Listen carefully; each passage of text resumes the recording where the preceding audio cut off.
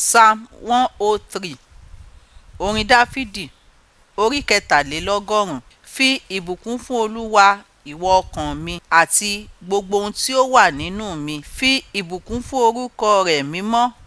Fi ìbùkún fún Olúwa ìwọ ọkàn mi.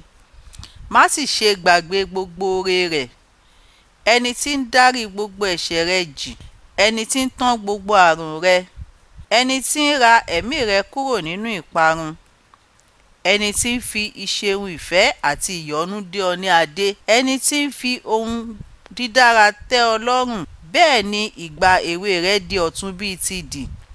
Olúwa ń ṣe òdodo àti ìdájọ́ fún gbogbo àwọn tí a ní lára. Ó fi ọ̀nà rẹ̀ hàn fún Mósè, iṣẹ́ rẹ̀ fún àwọn ọmọ Ísírẹ́lì. Olúwa ni aláàánú àti olóore, ó lọ́ra láti bínú, ó sì pọ̀ ní àánú. Òun kì í bá ni wí nígbà gbogbo, bẹ́ẹ̀ ni kì í pa ìbínú rẹ̀ mọ́ láéláé. Òun kò ṣe sí wa gẹ́gẹ́ bí ẹ̀ṣẹ̀ wa, bẹ́ẹ̀ ni kò san fún wa gẹ́gẹ́ bí àìṣedéédéé wa. Nítorí pé bí ọ̀run ti ga sí ilẹ̀, bẹ́ẹ̀ ni àánú rẹ̀ tóbi sí àwọn tí ó bẹ̀rù rẹ̀. Bí ìlà oòrùn ti jìnnà sí ìwọ̀ oòrùn, bẹ́ẹ̀ ni ó mú ìrékọjá wa jìnnà kúrò lọ́dọ̀ wa. Bí bàbá ti ń ṣe ìyọ́nú sí àwọn ọmọ, bẹ́ẹ̀ ni Olúwa ń ṣe ìyọ́nú sí àwọn tí ó bẹ̀rù rẹ̀. Nítorí tí ó mọ ẹ̀dá wa, ó rántí pé erùpẹ̀ ni wá. Bí ó ṣe ti ènìyàn ni ọjọ́ rẹ̀ dàbí koríko, bí ìtànná ewéko ìgbẹ́, bẹ́ẹ̀ ni ó gbilẹ̀. Nítorí tí afẹ́fẹ́ fẹ́ kọjá lọ lórí rẹ̀,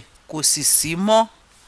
Ibùjókòó rẹ̀ kì yóò sì mọ́ mọ́. Ṣùgbọ́n àánú Olúwa láti ayérayé ni lára àwọn tí ó bẹ̀rù rẹ̀, àti òdodo rẹ̀ láti ọmọdé ọmọ, sí àwọn tí ó pa májẹ̀mú rẹ̀ mọ́, àti sí àwọn tí ó rántí òfin rẹ̀ láti ṣe wọ́n.